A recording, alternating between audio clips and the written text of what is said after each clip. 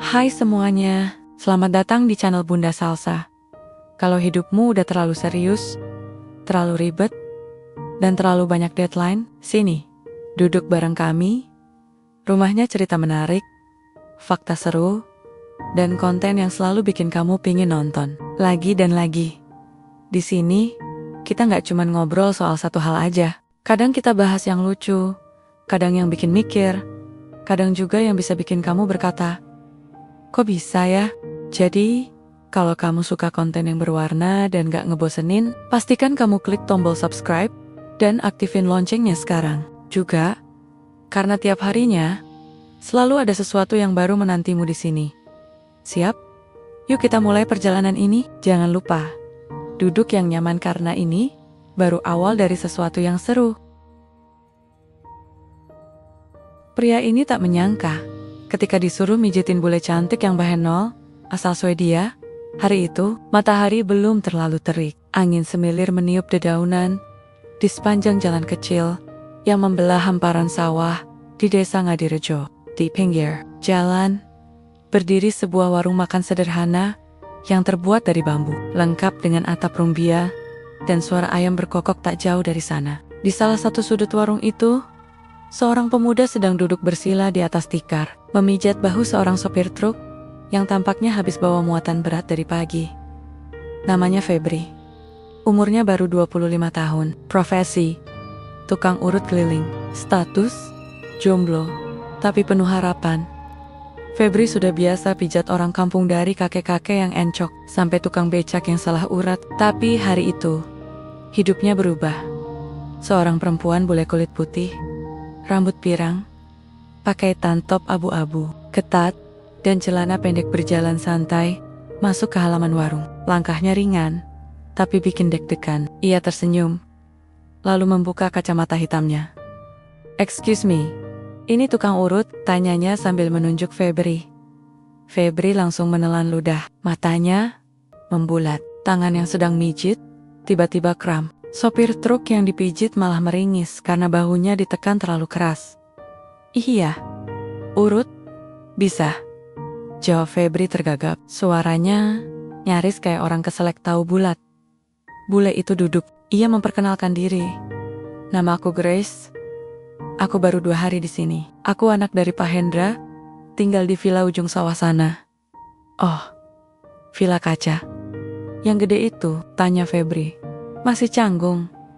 Ya, itu. Aku capek keliling, pengen juga.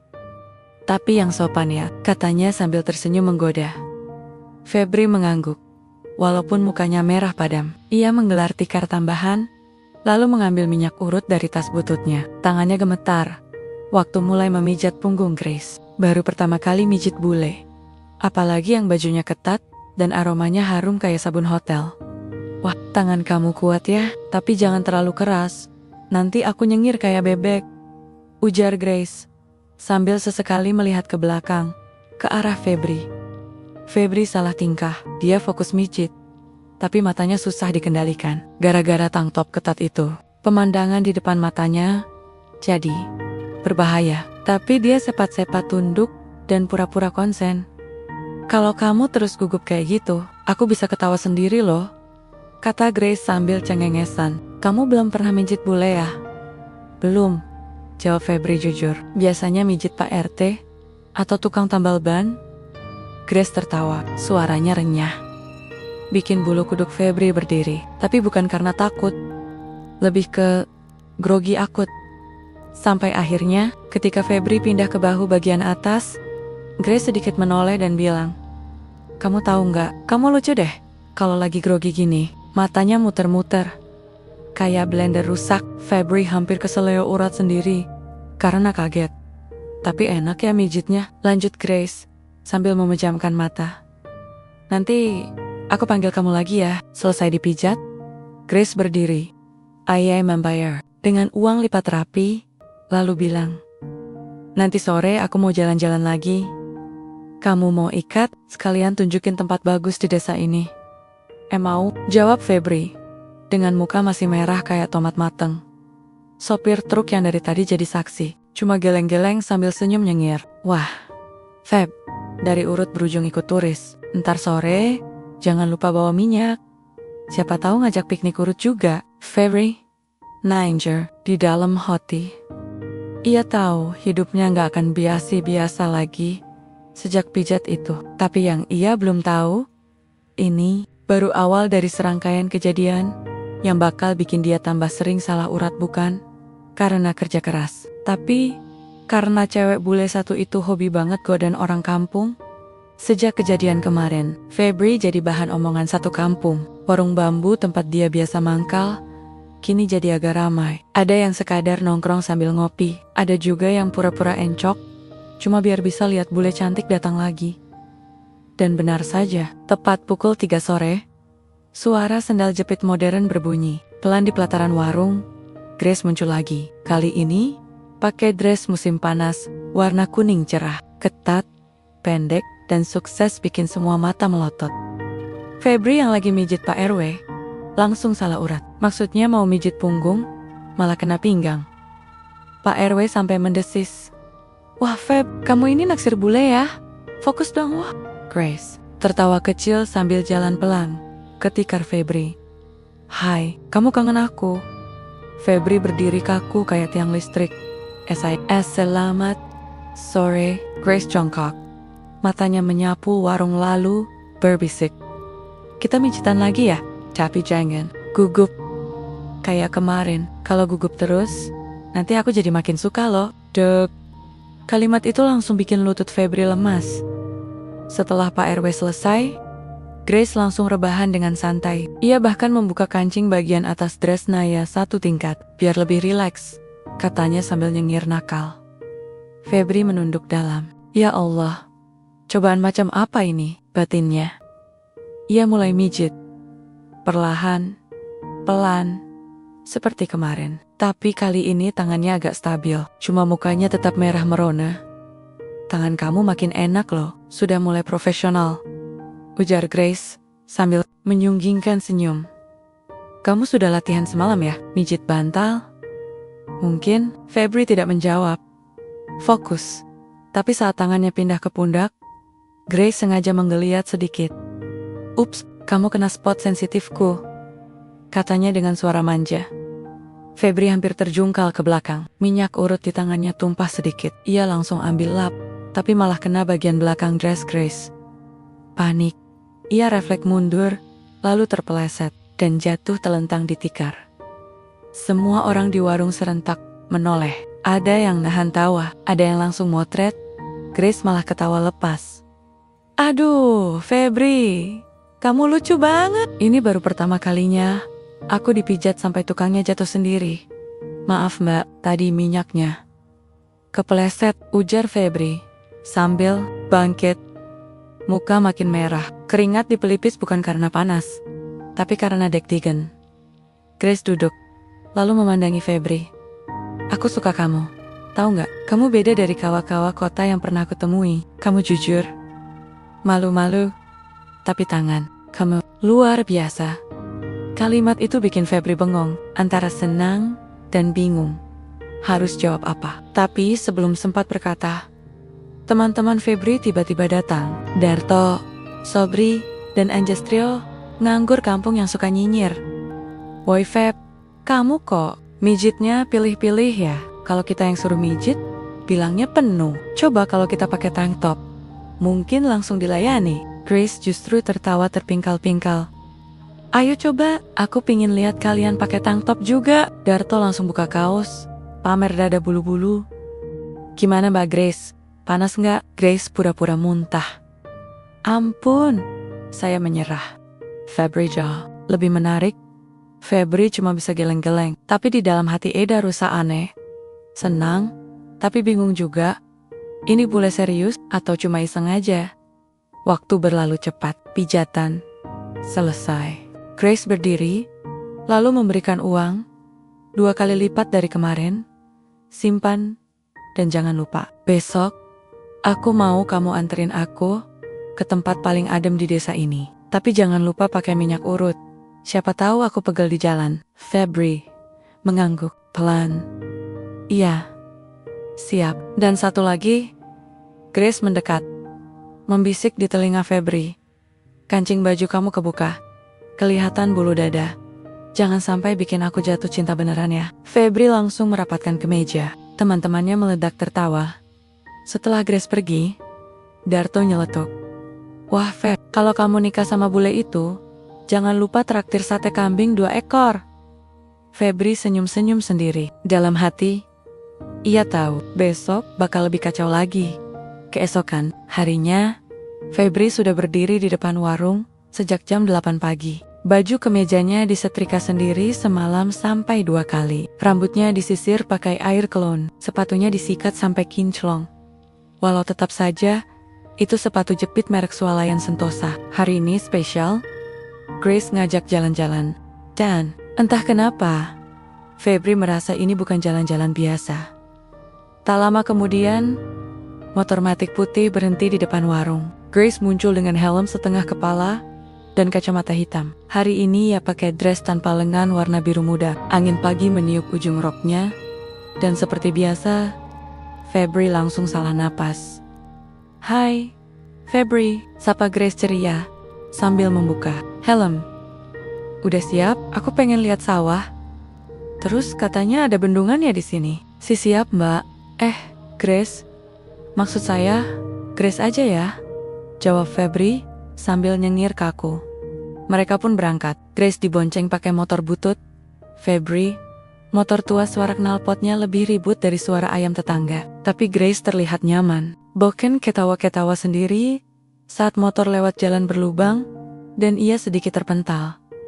Aku suka naik motor gini, di Swedia jarang begini. Di sana semua serba steril, serba sunyi. Di sini, hidup banget. Febri hanya mengganggu kangguk.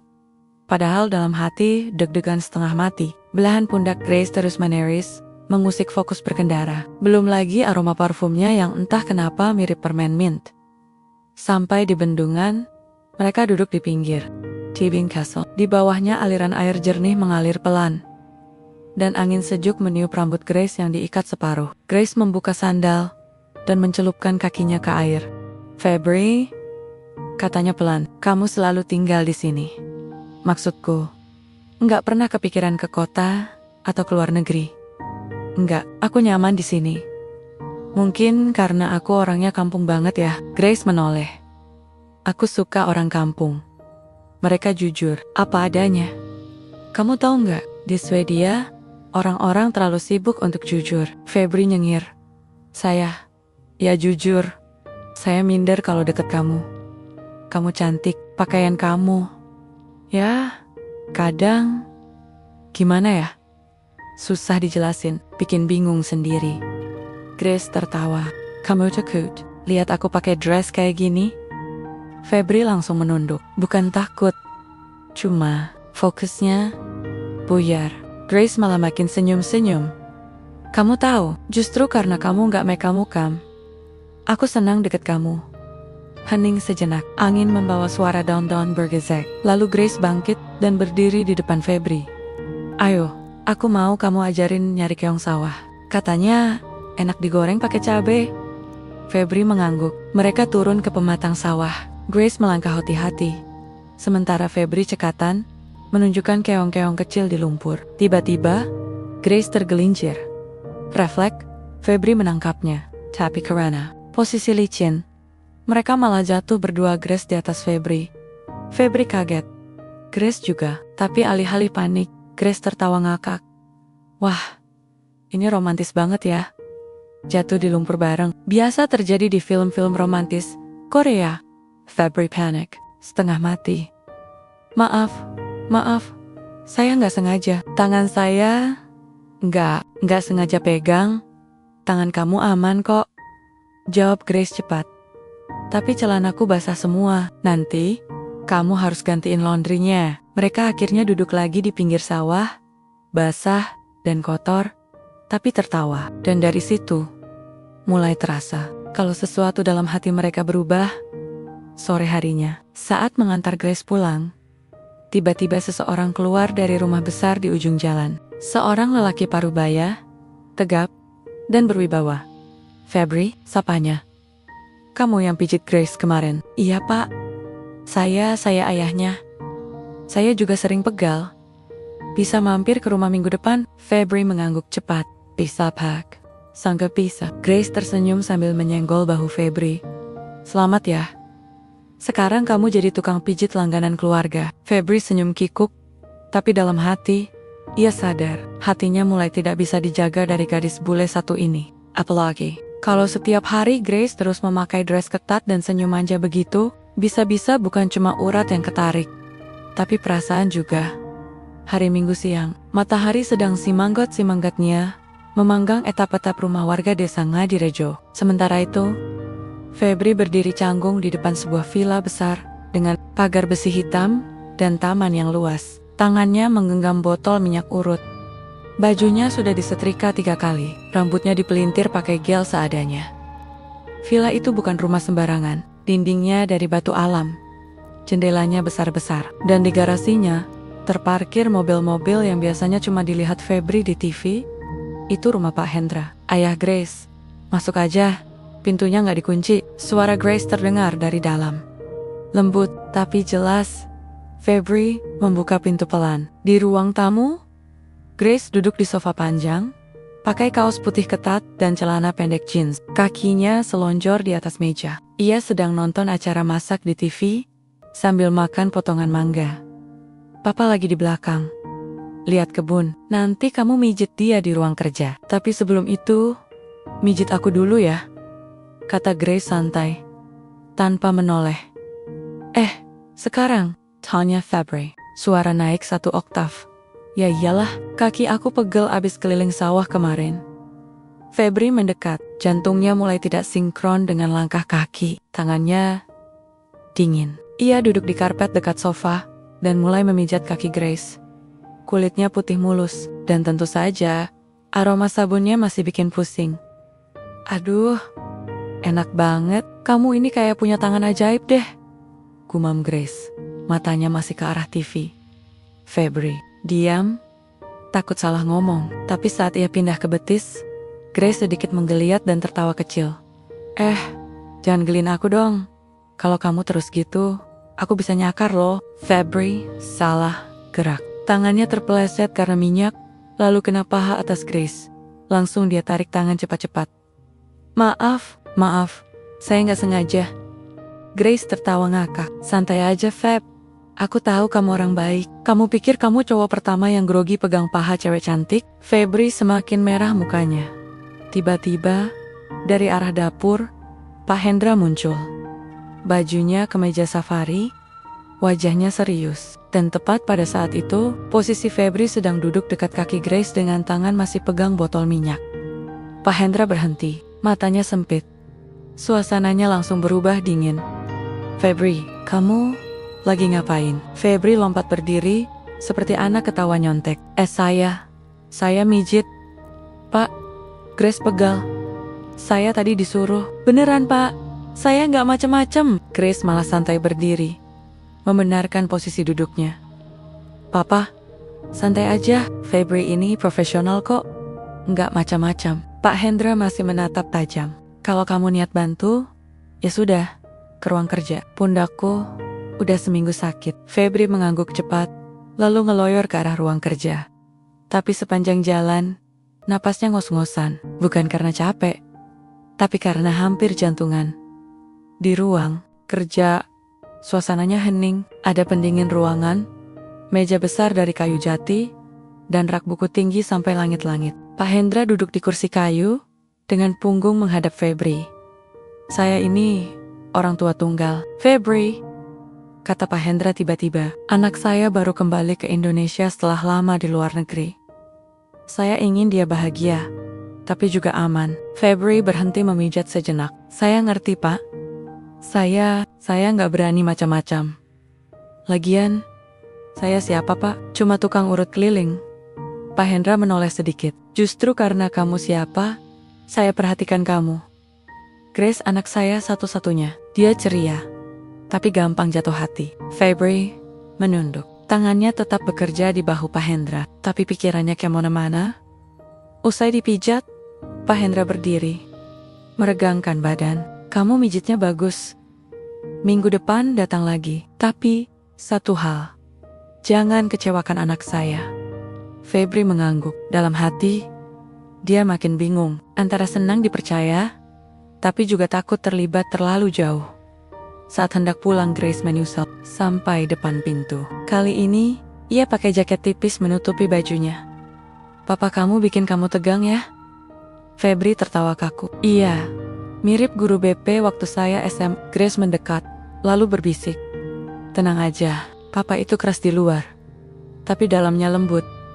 Sama kayak kamu, badan keras, hati lembut. Febri nyaris batuk saking gugupnya, tapi dia buru-buru pamit dan langsung tancap gas naik motornya. Di jalan, dia sempat berhenti sebentar. Melihat sawah di kejauhan, Febri mengusap wajah. Ya Allah, kalau ini ujian, tolong kasih kunci jawabannya. Saya takut salah langkah. Yang jelas, sejak hari itu, pijatan Febri tak cuma menyentuh otot, tapi juga mulai menyentuh hati. Dan itu lebih sulit dari urat kejepit sekalipun. Hari, Jumat pagi. Udara di desa Ngadirejo masih sejuk, tapi kabar sudah panas. Kata tetangga sebelah, si Febri tukang urut langganan, warga dilihat keluar dari rumah Pak Hendra, ayahnya bule cantik itu. Dan bukan cuma keluar, tapi katanya sempat memijat Grace juga di ruang tamu. Waduh, ini pasti mulai ada yang main hati, bisik Bu RT saat belanja sayur.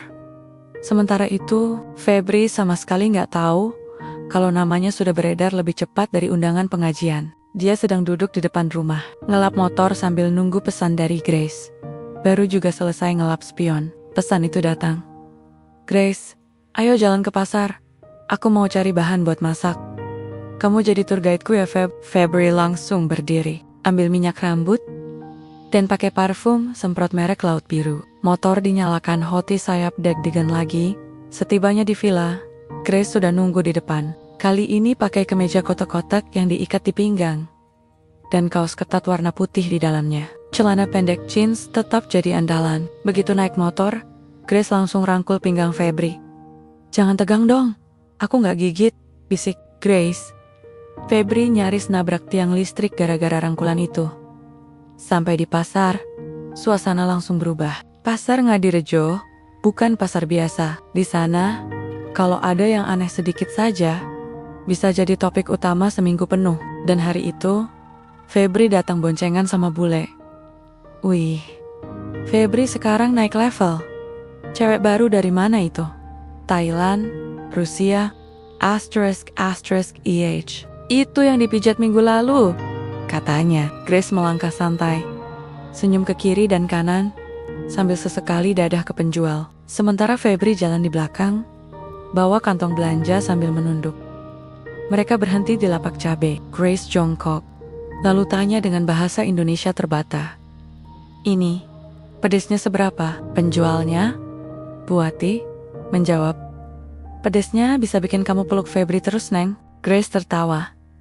Kalau gitu saya beli 2 kilo. Febri cuma bisa senyum kecut. Di lapak bawang, hal serupa terjadi. Si penjual malah nanya langsung. Udah jadian ya, Mas? Belum sempat Febri jawab, Grace sudah menggandeng lengannya dan bilang, belum. Tapi kayaknya sebentar lagi. Febri hampir ngejatuhin kantong belanja. Mukanya merah seperti tomat. Di tengah pasar, mereka mampir ke tukang es cincau. Grace penasaran. Baru pertama kali lihat. Saat Febri suapin sendok kecil ke mulutnya, tukang es langsung nyeletuk. Aduh, Mas Febri, saya bisa pensiun nih.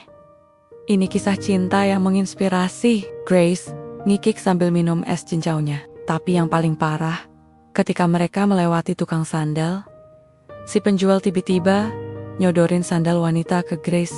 Kalau udah cocok sama Mas Febri, saya kasih diskon khusus buat beli sandal nikah. Pas pulang dari pasar, motor Febri ngebul dikit karena kelebihan beban. Bukan karena berat barangnya, tapi karena pikiran Febri juga ikut penuh. Di perjalanan, Grace memeluk lagi dari belakang. Pasarnya seru ya, tapi yang lebih seru tuh kamu. Kamu tuh lucu banget. Kalau gugup, udah kayak anak kelas 1, naksir guru TK. Febri cuma nyengir. Saya emang kampungan, Mbak. Grace mencubit pinggangnya pelan. Justru itu yang bikin aku betah di sini. Setiba di rumah, Grace turun dari motor sambil bawa kantong belanja. Febri bantuin sampai teras. Feb, kata Grace sambil memandang matanya. Tadi di pasar, aku senang, meskipun orang-orang pada ngomongin kita. Maaf ya, saya cuma tukang urut mbak. Nggak biasa digandeng bule. Grace tersenyum. Tapi aku suka digandeng kamu. Febri menelan ludah. Saya pulang dulu ya mbak. Minyak urutnya udah mulai nguap. Grace hanya tertawa sambil melambaikan tangan. Begitu, Febri pulang. Baru 5 menit HP-nya meledak dengan pesan. Darto, bro, lu keliling pasar kayak film India. Bule digandeng singkau disuapin. Sate kapan nih, Sobri? Kalau jadi kawin, kita patungan buat beli kasur kapuk. Ya, wah, polamado. Febri lempar HP ke kasur. Nutup muka pakai bantal. Di luar, suara warga masih heboh ngebahas dia dan Grace. Tapi di dalam hati Febri, justru muncul rasa tenang aneh yang belum pernah dia rasakan sebelumnya. Mungkin benar kata orang, cinta datang dari arah yang gak disangka. Kadang datang dari warung bambu, kadang dari pasar becek dan tumpukan cabai merah. Pagi itu, Febri datang ke Villa Pak Hendra dengan baju baru pinjaman dari Anjas, temannya yang kerja di toko pakaian. Parfum disemprot 3 kali, rambut sudah licin disisir ke samping, dan sepatu meski sedikit sempit mengkilap karena dilap pakai minyak goreng semalam. Hari ini, katanya Grace mau ngenalin Febri secara resmi ke ayahnya. Bukan sebagai tukang urut, tapi sebagai, ya, orang spesial. Febri deg-degan setengah mati. Bahkan sebelum turun dari motor, dia udah baca surat Al-Fatihah 2 kali. Begitu masuk halaman rumah, Grace sudah nunggu di gazebo taman. Pakai dress biru ketat dan rambut digerai panjang. Senyumnya seperti biasa, bikin dada Febri kayak diaduk sendok kayu. Kamu datang juga, sapa Grace lembut. Papa lagi siapin teh di dalam. Kita duduk dulu bentar ya. Febri duduk hati-hati. Takut kursi mahal itu patah kalau dia grogi terus. Goyang. Aku udah cerita ke papa tentang kamu, kata Grace sambil mainin rambutnya. Dia bilang, selama kamu serius dan kerja keras, dia nggak masalah. Tapi, dia pengen kenal lebih dekat. Makanya, hari ini penting.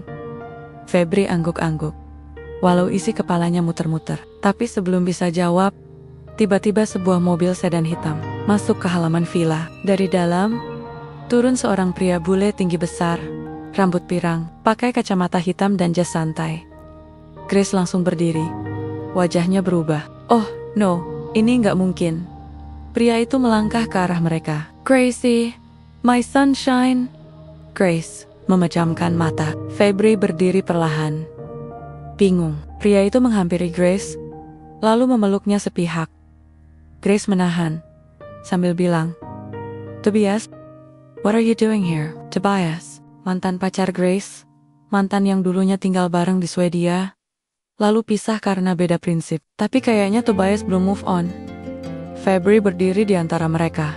Salah tingkah, teman lama ya. Grace menarik napas. Febri ini, Tobias, mantanku. Tobias, ini Febri. Tobias menatap Febri dari atas sampai bawah, lalu tertawa kecil. Oh, you're the master guy? Febri tidak paham semua katanya, tapi nadanya jelas meremehkan. Pak Hendra muncul dari dalam rumah, langsung berhenti melihat suasana agak tegang.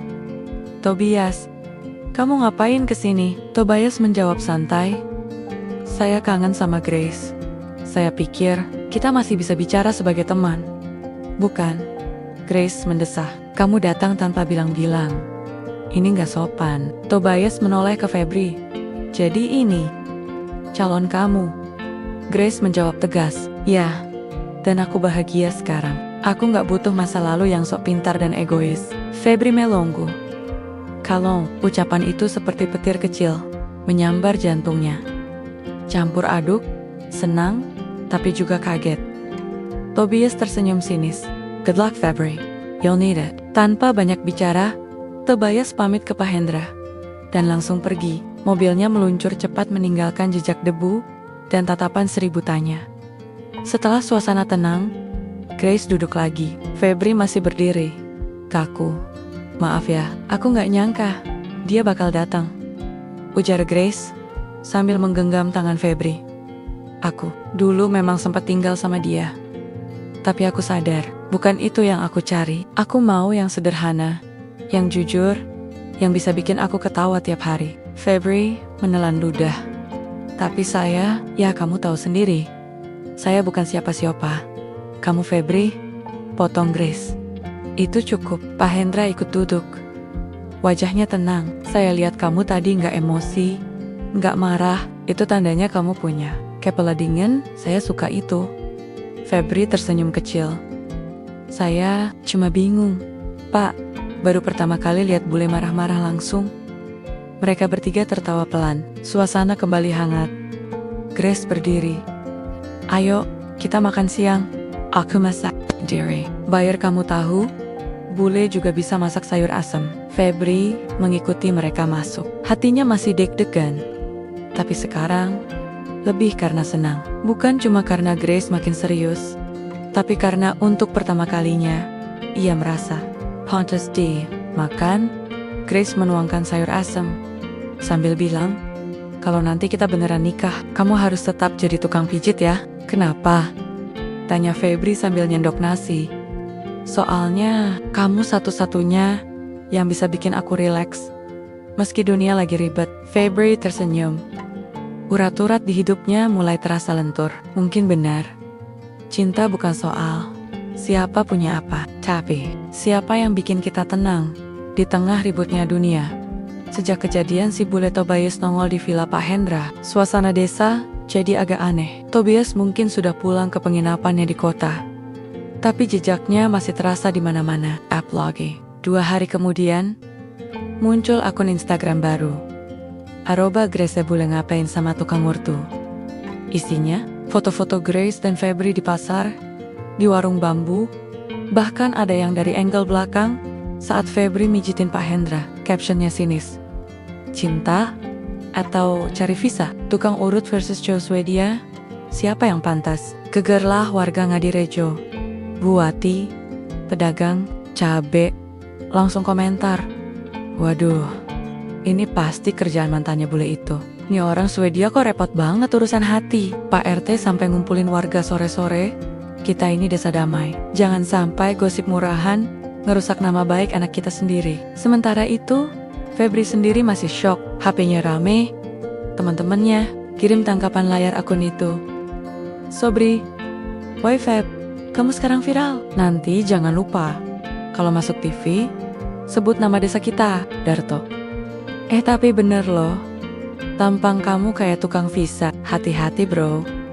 Febri cuma bisa ngelus dada. Bukan cuma karena malu, tapi juga karena ngerasa makin gak pantas sama Grace.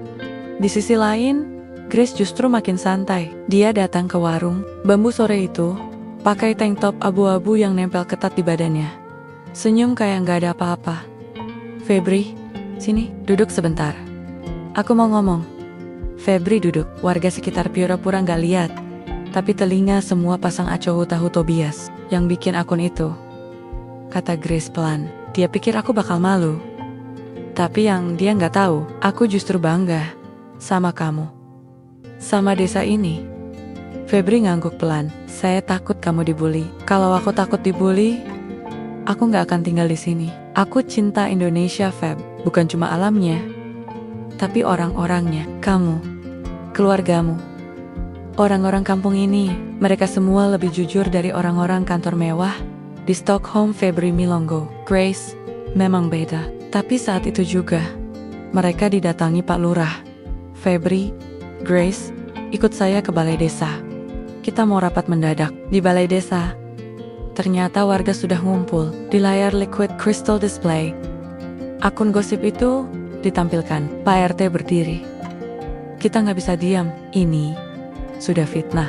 Dan kalau kita nggak bela anak kampung kita sendiri, siapa lagi? Tiba-tiba, Buati angkat tangan. Saya usul, kita bikin akun tandingan. Nama akunnya apa Bu? Tanya Darto. Buati berdiri tegak. Tukang urut pamer satu bangsa. Semua langsung tepuk tangan hari itu juga. Warga kampung gotong royong bikin konten. Ada video Febri mijit kakek-kakek sambil bercanda. Ada foto Febri bersihin warung. Bahkan Pak RW bikin testimoni. Febri itu anak baik, mijit saya 3 kali seminggu. Sejak dia dekat bule, hidup saya makin ringan, terutama punggung saya. Akun itu meledak. Komennya penuh dukungan. Bahkan selebgram lokal repost dan bilang, "Cinta, tidak kenal profesi." Tobias, dia akhirnya menutup akun gosipnya. Setelah komentar netizen Indonesia nggak ada ampun. Grace hanya senyum-senyum. Lalu, posting foto bareng Febri di sawah. Captionnya, "Dulu aku pikir yang aku cari itu kemewahan. Ternyata cukup tangan kasar yang bisa mijit hatiku." Febri nggak tahu harus senang atau pingsan baca itu. Malam harinya, Grace duduk bareng Febri di saung pinggir sawah. Angin semilir, suara jangkrik, dan bintang mulai muncul. "Febri, kamu tahu nggak?" kata Grace. "Apa? Aku bahagia banget di sini. Aku mau tinggal lama. Mungkin selamanya, tapi satu hal. Kamu masih mau mijitin aku tiap hari?" Febri. Tertawa kecil. "Kalau kamu minta, aku mijitin sambil nyanyi juga boleh." Grace tertawa. Ia sandarkan kepala di bahu Febri. Sementara di kejauhan, warga desa masih ngetik caption lucu buat akun tukang urut yang viral itu. Mereka tahu, cinta sejati memang kadang datang dari tempat yang gak terduga. Dan kali ini, cinta itu datang dari tangan kasar tukang urut dan hati lembut seorang bule keras kepala. Pagi itu, Febri sudah duduk di ruang tamu Villa Pak Hendra. Dengan tangan di paha dan punggung lurus seperti sedang ikut wawancara kerja. Kemejanya disetrika mulus, celana jeans terbaiknya dipakai, dan minyak rambutnya lebih banyak dari biasanya. Tapi semua itu belum cukup untuk mengusir rasa gugupnya hari ini. Pak Hendra baru saja bilang ingin bicara empat mata, tanpa Grace, tanpa kopi, dan tanpa senyum. "Febri," kata Pak Hendra, duduk di kursi seberang. "Saya tidak akan berputar-putar. Kamu tahu anak saya, Grace. Dia bukan perempuan biasa. Dia punya masa depan besar, dan saya ingin pastikan kamu bukan cuma sekadar angin lewat di hidupnya." Febri menelan ludah. "Saya serius, Pak. Saya nggak main-main." Pak Hendra mengangguk pelan. "Saya tahu, saya lihat kamu bukan laki-laki sembarangan. Kamu kerja keras. Kamu jujur, dan yang paling penting, Grace tersenyum sejak kenal kamu." Febri mulai lega. "Tapi itu belum selesai. Tapi saya punya satu syarat," lanjut Pak Hendra. "Syarat, Pak? Saya ingin kamu berhenti jadi tukang urut keliling." Dek, bukan karena saya malu, bukan karena pekerjaan itu hina, tapi karena saya ingin kamu pegang usaha keluarga saya, perusahaan pertanian yang saya bangun sejak lama, sawah-sawah di belakang rumah ini. Itu baru permulaan. Saya ingin kamu pimpin jadi bos, bukan cuma jadi bagian." Febri membesu. Seumur hidup, dia nggak pernah bayangin dirinya pakai baju kantor dan duduk di ruang rapat. Tangannya terbiasa mijit, bukan menandatangani dokumen, "Pak. Saya takut nggak bisa. Saya cuma lulusan SMA. Saya nggak ngerti dunia perusahaan." Pak Hendra tersenyum tipis. "Kamu bisa belajar, saya akan bimbing. Tapi kamu harus siap. Dunia ini keras, dan kalau kamu mau berdiri di samping anak saya, kamu harus kuat." Hari itu, Febri pulang dengan kepala berat. Di jalan, dia berhenti di saung bambu tempat biasa duduk sama Grace. Ia duduk sendirian, menatap sawah yang menghampar. Angin sepoi-sepoi lewat, tapi pikirannya tetap sesak. Sorenya, Grace datang ke rumah Febri. Masuk tanpa permisi seperti biasa, langsung duduk di lantai depan. "Ayah kamu bicara ke aku soal usaha itu," kata Febri pelan. "Kamu tahu?" Grace mengangguk. "Aku tahu. Papa serius, dan dia percaya kamu bisa." Febri menunduk. "Tapi aku takut gagal. Aku gak pernah bayangin kerja di kantor, Grace. Dunia kamu jauh banget dari aku." Grace mendekat. "Febri, kamu tahu kenapa aku suka kamu?" Febri menggeleng. "Karena kamu tulus. Kamu gak sok pintar. Kamu gak pakai topeng. Kamu satu-satunya laki-laki yang gugup tiap aku godain. Tapi tetap mijit sampai aku tidur." Mereka tertawa kecil. Grace melanjutkan, "Aku gak peduli kamu pakai jas atau sarung. Yang penting kamu berani coba. Papa kasih kamu kesempatan, bukan paksaan. Tapi kalau kamu mau jalanin hidup sama aku, kita harus melangkah ke depan. bareng-bareng. Nggak bisa kamu tetap di tempat. Sementara aku terus bergerak. Febri diam lama, lalu berdiri, mengusap wajahnya. Oke, aku terima tantangan ini. Tapi dengan satu syarat juga. Grace menoleh. Penasaran, apa?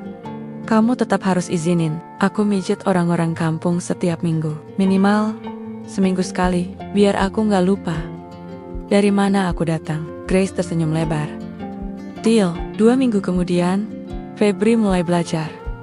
Pak Hendra menyuruhnya ikut pelatihan manajemen dasar. Tiap pagi, Febri pakai kemeja dan celana bahan. Tapi sepulang kerja, dia tetap nongkrong di warung bambu, ngobrol sama warga, dan kadang-kadang masih mijitin Pak RT kalau lagi encok.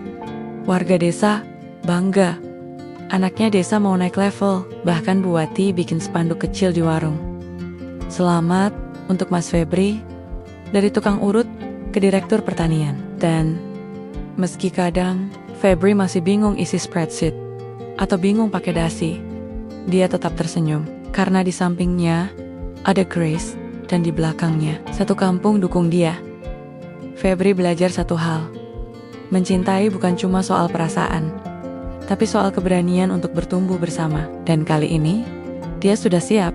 2 minggu sejak resmi ditunjuk jadi calon pengelola perusahaan pertanian keluarga Pak Hendra, Febri belum juga terbiasa dengan hidup barunya. Dari yang tiap pagi keliling desa naik motor, bawa minyak urut, sekarang harus bangun subuh. Bukan untuk mijit orang tapi buat ikat. Rapat Zoom bareng konsultan pertanian dari Jepang dan Jakarta. Halo semuanya, saya Febri. Saya calon manajer pertanian gitu. Itu pembukaan rapat Zoom pertamanya. Kamera di laptop menyala, tapi ekspresi para peserta rata-rata datar. Ada yang senyum sopan, ada juga yang bingung, kayak baru pertama kali dengar suara. Direktur yang logatnya masih medok banget Grace, yang duduk di samping, menahan tawa sambil ngelus punggung Febri. Tenang aja, yang penting kamu jujur dan gak sok tahu, bisik Grace. Di hari-hari awal, Febri lebih banyak diam dan mendengar. Dunia pertanian versi perusahaan jauh berbeda dengan sawah warga. Di sini, ada istilah pengolahan berbasis data, sensor, kelembaban digital, kultur jaringan, dan target yield per hektar. Pak Febri, bagaimana pendapat Anda soal penggunaan drone untuk pemetaan lahan? Tanya salah satu staf Febri nyengir. Kalau drone-nya bisa ngusir burung juga, saya setuju banget. Samewa Heneng. Tapi Grace tepuk tangan kecil, membuat ruangan ikut tertawa. Suasana pun mencair. Tapi Febri nggak cuma jadi lelucon. Ia diam-diam keliling ke petak-petak sawah, ngobrol sama para petani lokal. Ia pegang tanah dengan tangan sendiri, mencium aroma lumpur, dan ikut turun ke galengan. Petani-petani itu awalnya heran. Ini direktur kok mau nyeker? Febri jawab santai. Biar tahu rasanya nanam, bukan cuma ngitung hasil panen. Dari kunjungan itu, Febri mulai berpikir, lihat petani lebih suka cara lama, tapi perusahaan memaksa teknologi tinggi. Ada jarak yang harus dijembatani. Maka suatu pagi, Febri mengumpulkan tim staf pertanian di aula kecil belakang kantor. Saya mau coba satu hal, katanya. Metode gabungan, setengah modern, setengah tradisional. Saya sebut ini metode tanaman. Semua menoleh, kening berkerut. Febri menjelaskan, maksudnya kita harus tahu kapan tanaman butuh dipijat dalam, arti diperhatikan. Kita kasih nutrisi tepat waktu. Kita pegang tanahnya. Kita lihat batangnya. Jangan cuma lihat layar komputer. Tanaman itu makhluk hidup. Butuh sentuhan, bukan cuma data. Sebagian staf tertawa, tapi sebagian lagi terdiam. Ada yang mulai mengangguk. Mulai hari ini, setiap minggu semua tim harus ke lapangan. Pegang sendiri tanahnya, lihat sendiri batang padi, jagung, cabai. Baru setelah itu kita bandingkan dengan data sensor. Jangan kebalik. Biar petani dan sistem jalan bareng. Pak Hendra diam-diam hadir di rapat itu. Ia berdiri di belakang, mendengar semua tanpa bicara. Dan saat rapat selesai, ia mendekat, menepuk bahu Febri. Kamu tahu, saya pernah ragu, tapi sekarang saya lihat kamu punya cara sendiri, dan itu lebih baik dari sekadar ikut tren. Febri senyum, malu-malu. Saya nggak pintar, Pak. Tapi saya ngerti rasa. Hari, Demi. Hari.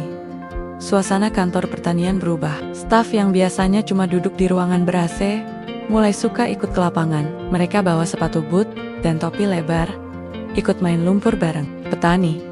Dan anehnya, produktivitas malah naik. Data menunjukkan hasil panen lebih stabil.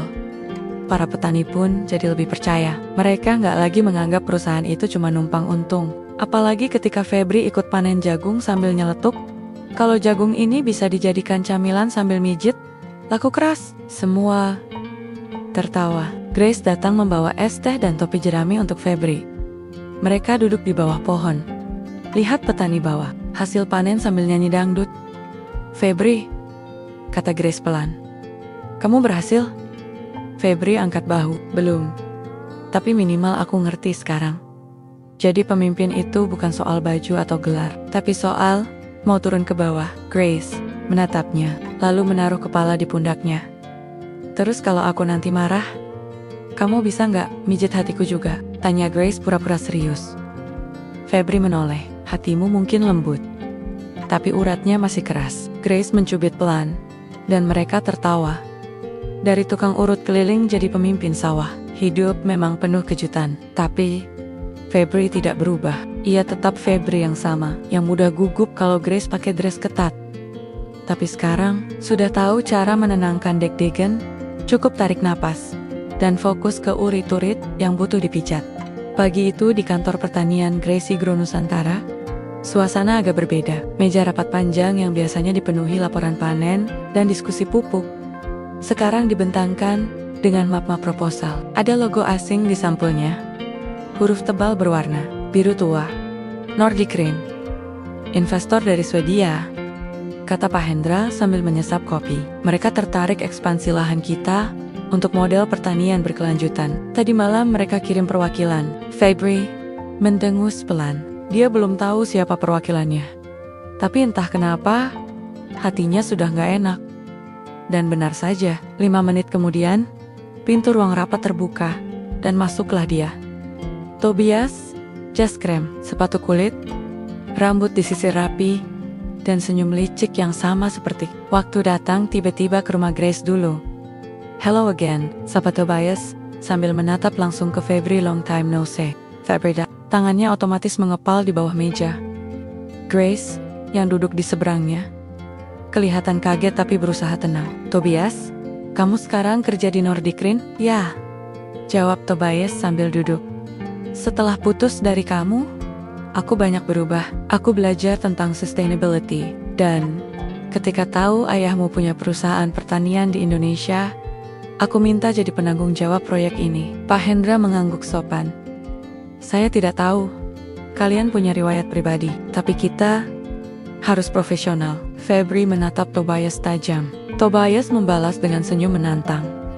Presentasi dimulai. Tobias menjelaskan rencana Nordic Rain untuk menyewa sebagian besar lahan di sisi timur desa, mengubahnya jadi ladang eksperimen pertanian hidroponik. Semuanya digital, tanpa petani lokal. Dengan ini, efisiensi naik 30%. Panen bisa 3 kali lipat, kata Tobias. Tapi, kalau semua pakai mesin, petani lokal gimana? Tanya Febri. Tobias mengangkat bahu. Kita bisa rekrut sebagian, sisanya, ya, bisa diberi kompensasi. Jadi, suruh duduk di rumah. Gitu, suara Febri mulai naik. Grace menyentuh lengannya, menenangkan. Tapi Tobias malah tersenyum puas. Ia tahu Febri mulai terpancing. Pak Hendra, lanjut Tobias, kami siap investasi besar, tapi kami juga ingin semua keputusan diambil cepat. Kompetitor kami juga mengincar tanah-tanah ini. Febri berdiri. Saya tidak setuju. Semua menoleh. Lahan itu bukan cuma soal angka. Itu tanah hidup, tanah yang dari dulu dijaga warga desa. Kalau semuanya jadi proyek teknologi yang orang kampung sendiri nggak bisa sentuh, itu bukan keberlanjutan. Itu penggusuran. Tobias tertawa kecil. Kamu masih berpikir pakai hati, Febri? Dunia tidak bekerja seperti itu, Febri balas dengan nada tenang. Dan kamu masih gak punya hati, Tobias. Ruangan hening. Pak Hendra mengetuk meja. Cukup. Saya butuh waktu. Tidak ada keputusan hari ini. Tobias berdiri, mengangguk singkat. Sebelum pergi, dia mendekati Febri dan berbisik. Kamu bisa menang sekarang. Tapi dunia tidak lama-lama berpihak pada orang sepertimu. Malamnya, Grace datang ke rumah Febri. Kali ini, dia gak pakai dress ketat. Cuma kaos longgar dan celana training. Wajahnya lelah. Kamu gak apa-apa? Tanya Grace pelan. Febri diam sejenak. Aku cuma gak suka caranya. Dia datang bawa senyum. Tapi di belakang ada niat ngeruk tanah kita. Grace duduk di tengah depan. Kamu tahu, dulu Tobias selalu mikir dengan kepala. Gak pernah dengan hati. Aku capek hidup kayak gitu. Makanya aku pergi. Febri menatapnya. Tapi kamu juga tahu, proyek itu bisa untung besar kalau papa kamu pilih Tobias. Papa udah bilang ke aku, dia mau dengar pendapatku dan kamu. Kita tim sekarang, Feb. Dan Tobias bukan siapa-siapa lagi. Febri mengangguk, tapi di dalam hatinya, rasa tidak percaya masih ada. Ia tahu, Tobias nggak akan tinggal diam. Orang seperti itu selalu punya rencana cadangan. Malam itu, Febri duduk sendirian di saung bambu, menatap bintang. Angin malam sepoi-sepoi, tapi pikirannya ribut. Buka laptop, mulai mengetik rencana balasan. Bagaimana menyelamatkan tanah desa tanpa harus mengorbankan modernisasi? Bagaimana bikin sistem digital yang tetap melibatkan petani? Kalau Tobias datang bawa angka, maka Febri akan lawan dengan akar. Akar dari tanah, dari warga, dari kepercayaan. Ia tahu, cinta bukan cuma tentang Grace, tapi tentang menjaga apa yang sudah ia perjuangkan sejauh ini. Langit Ngadirejo siang itu tidak cerah, tapi juga tidak mendung. Suasananya pas untuk mulai sesuatu yang baru atau membalas sesuatu yang lama. Febri berdiri di tengah balai desa, pakai kemeja putih gulung lengan dan celana kain. Di belakangnya, papan tulis besar dari triplek, bekas sisa renovasi sekolah. Di hadapannya, duduk para petani tua, ibu-ibu kelompok tani wanita, hingga pemuda desa yang sehari-harinya bantu ngarit. Bahkan Pak RT duduk paling depan sambil bawa catatan kecil. Grace ada di samping Febri, bawa laptop dan senyum tipis penuh dukungan. Jadi begini, Bapak Ibu, buka Febri. Saya tahu beberapa hari ini kita semua dengar tentang rencana investor luar yang mau bangun pertanian modern di desa Kira. Mereka tawarin sistem canggih, pakai komputer, drone, sensor tanah. Pokoknya semuanya nyambung internet. Warga mulai bisik-bisik. Tapi itu semua akan dikelola mereka sendiri. Petani lokal cuma jadi penonton. Kita dikasih uang, iya, tapi sawah kita diambil. Bapak Ibu nggak bisa lagi ngerasain lumpur, nggak bisa lagi tanam padi sendiri. Bahkan mungkin anak cucu kita nanti nggak ngerti apa itu singkal tanah. Suara mulai ramai. Makanya saya dan Mbak Grace di sini mau nawarin rencana, tandingan. Febri menoleh ke papan, membuka spidol, dan mulai menggambar diagram aneh. Ada gambar traktor, ada sinyal wifi, ada gambar orang bungkuk pegang cangkul, dan di tengahnya tulisan besar, Sistem Gabungan Gotong Royong Digital. Ini nama kerennya, kata Febri, bikin warga ketawa. Intinya begini, kita bisa gabungin teknologi dan cara lama, tapi kontrol tetap di tangan kita. Kita pasang sensor kelembaban di sawah, tapi yang operasiin tetap Pak Mamat, bukan orang asing. Kita bangun website buat jual hasil panen langsung ke kota, tapi yang motret hasil panen tetap Bu Siti, pakai HP-nya.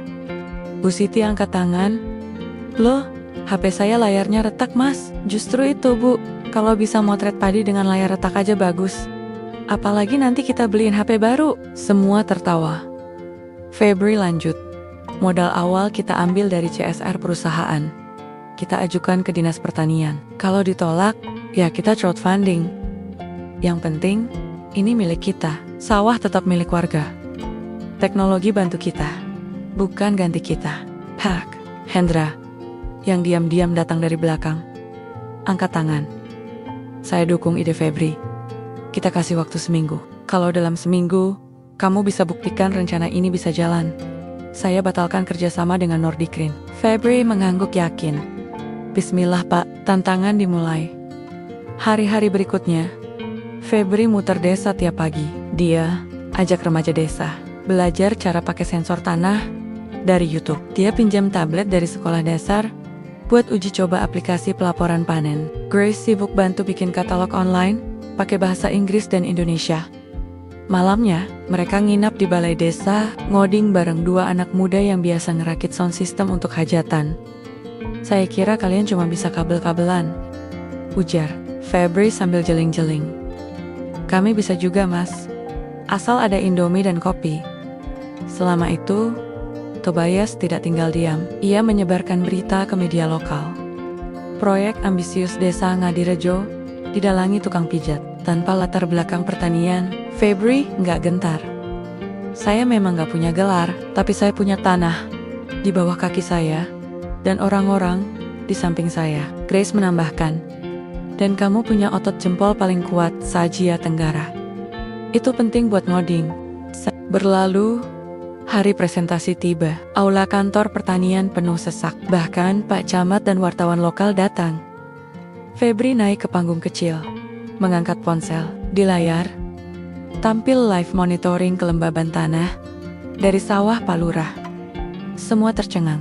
Sistem sederhana, tapi jalan. Lalu ditampilkan pula katalog panen dengan harga dan stok. Langsung bisa pesan via WhatsApp. Pak Hendra berdiri, bertepuk tangan. Luar biasa. Tobias, yang duduk di samping kiri, mencoba berdiri. Tapi sistem ini tidak stabil. Siapa yang jamin konektivitas? Siapa jamin logistik? Febri mengangkat tangan. Saya nggak janji semuanya langsung sempurna. Tapi kami belajar, dan yang paling penting kami punya orang-orang yang mau bertahan di tanah ini.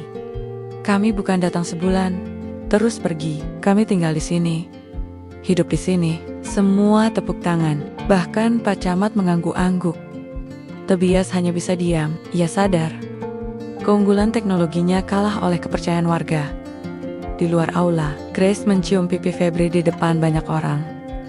Kamu bukan cuma bisa mijit otot, Febri, bisiknya. Kamu juga bisa mijit semangat. Satu kampung Febri nyengir. Tapi tetap, tiap malam saya harus mijitin kamu ya. Tergantung. Kamu mau sebelum atau sesudah kita nikah? Warga yang kebetulan dengar langsung sorak-sorai. Bahkan Bu Wati nyeletuk. Wah, habis ini bikin akun baru. Aroba tukang urut jadi menantu. Mereka tertawa. Febri melihat sekeliling. Sawah, warga, dan perempuan di sampingnya. Ini bukan mimpi, ini nyata. Dan ia bersumpah akan menjaga semua ini. Dengan tangan yang sama, yang dulu hanya bisa mengurut, sekarang siap memimpin. 3 bulan sejak acara presentasi di kantor pertanian, Ngadirejo tidak pernah seramai ini. Tenda warna-warni dipasang di halaman balai desa, sound system berdentum dari pagi, dan ibu-ibu sibuk bungkus nasi besek sampai tangan pegal. Semua itu untuk satu acara yang sudah ditunggu-tunggu warga, pernikahan Febri dan Grace. Bahkan Pak Lurah sampai pasang banner gede di depan gapura desa. Pernikahan internasional antara tukang urut lokal dan bule eksotik. Febri, yang melihat banner itu, sempat garuk-garuk kepala. Ini aku nikah atau jadi bahan iklan jasa pijat internasional? Sobri, sahabatnya, nyeletuk. Yang penting kamu gak dikira TKI yang bawa istri pulang. Bro, ini bule yang ikut kamu, bukan sebaliknya. Pagi hari, Febri berdiri di ruang belakang balai desa, pakai kemeja putih, celana hitam, rambut disisir, rapi. Tapi tangannya dingin, dan keringat ngucur. Gila, aku deg-degan banget. Ini lebih serem dari mijit koki-koki kaki kena encok mendadak, katanya ke Sobri. Sobri ngakak. Santai bro, kamu udah menangin kampung ini dari bule sisa masa. Lalu, nikah mah tinggal baca ijab. Di ruangan seberang, Grace sedang bersiap pakai gaun putih sederhana, tapi elegan. Dijahit oleh penjahit langganan Bu RT. Dress itu ketat di pinggang, jatuh lembut ke bawah, dan tetap menunjukkan bahunya yang jenjang. Tapi dia tetap pakai sandal jepit sementara, karena tumitnya lecet. Bu Wati, yang jadi koordinator rias, nyeletuk. Grace, Kamu cantik banget, tapi tolong nanti jangan jalan cepat ya. Gaunnya ketarik, kami semua panik. Grace ketawa. Tenang bu, yang penting Febri gak pingsan lihat aku nanti. Pukul 11 siang, acara dimulai. Warga desa duduk di kursi plastik lengkap dengan nasi tumpeng dan es sirup. Musik dangdut campur angklung dimainkan anak-anak Karang Taruna. Pak Hendra berdiri sebagai wali nikah. Matanya berkokek-kokakah. Febri, katanya pelan. Dulu saya ragu, tapi sekarang saya percaya penuh. Grace milih kamu bukan karena kamu luar biasa, tapi karena kamu tahu caranya mencintai tanpa banyak omong. Dan itu lebih penting dari gelar apapun. Febri mengangguk, nyaris menangis. Tapi buru-buru mengelapnya sebelum Grace datang. Ketika Grace berjalan ke pelaminan, semua mata terpana. Bahkan tukang bakso berhenti dorong gerobak. Febri menelan ludah, bukan karena takut, tapi karena takjub. Grace menatapnya sambil berbisik, kalau kamu kabur sekarang, aku akan kejar kamu sampai ke sawah paling ujung. Aku gak akan kabur, kecuali kamu nyuruh aku mijit di depan umum. Ijab kabul, berjalan, lancar. Febri terbatas sedikit, tapi sah dalam satu tarikan napas. Setelah itu, tepuk tangan bergema. Petasan mini meletup di sudut halaman. Dan warga bersorak hidap, Bu Grace, hidup Pak Febri. Grace cuma nyengir. Sekarang aku resmi jadi istri tukang urut. Mungkin nanti aku bikin bisnis pijat di Swedia. Franchise langsung? Febri tertawa. Asal jangan kamu yang mijit pelanggan. Nanti aku cemburu. Siang berlanjut dengan pesta. Semua makan, tertawa, dan tentu saja sesi foto. Tapi saat suasana mulai mereda, datang tamu tak diundang.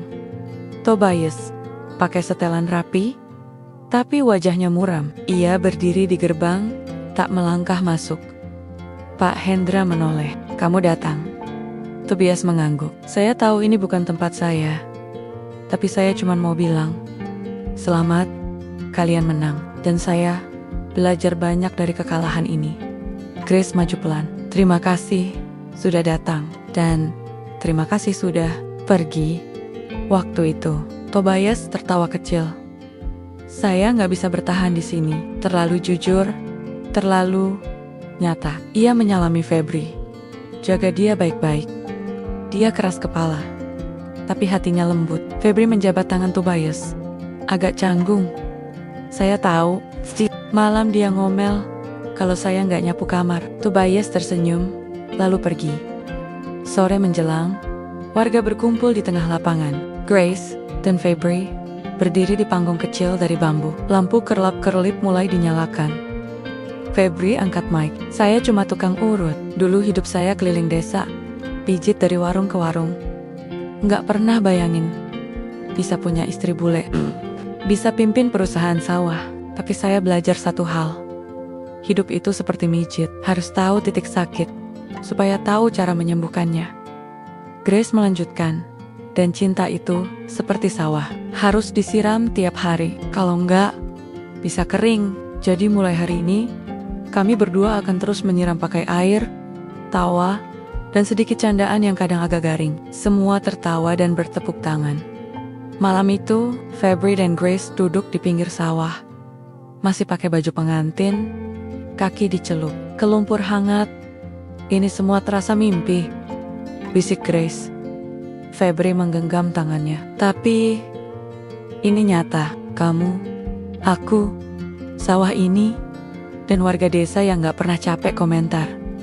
Mereka tertawa. Besok kamu mijitin aku ya? Tanya Grace. Besok kita honeymoon, jawab Febri. Grace mencubit pelan. Makin mesra, makin harus kuat mijit. Bu Direktur.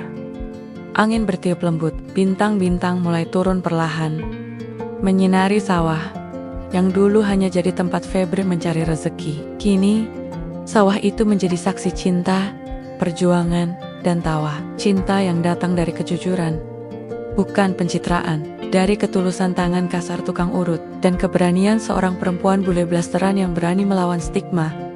Dan malam itu, di tengah tawa warga, dangdut koplo, serta aroma sate ayam, Desa Ngadirejo membuktikan bahwa cinta sejati bisa datang dari mana saja, termasuk dari balik warung bambu dan tangan yang ahli mengurut tulang punggung orang kampung.